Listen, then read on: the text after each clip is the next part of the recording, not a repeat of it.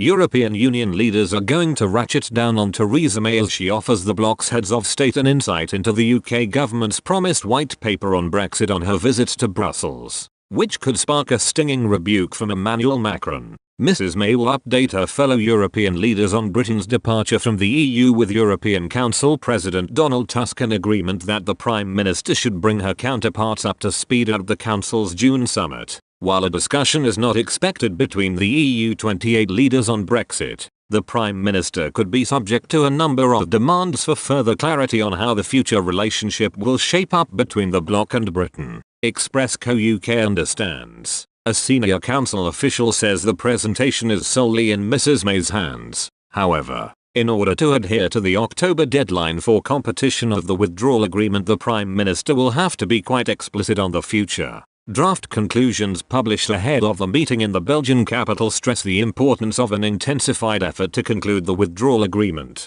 The EU's leaders are also set to offer Mrs May the opportunity of a new terms from Brussels if she softens her own red lines going forward in a so-called evolution clause. One EU diplomat described this as a willingness by Brussels to open up their own negotiation stance, but only when Britain can put a concrete offer on the table, which has been lacking in discussions up to now. They said, "I don't know what to expect, but some of the red lines make it difficult to come to a trading relationship as close as possible for Mrs May's white paper to be deemed credible by Brussels." The source hinted it would have to be something that is as close as possible to the current arrangement, adding, "Other options are credible, but not nice." But perhaps the most stinging rebuking came from a senior French government source, who said Mr Macron could dish out a serious and grave rebuke if the Prime Minister fails to progress Brexit negotiations in the coming weeks. The French president is said to be ready and waiting to start going public with his criticisms of how Britain is handling the talks.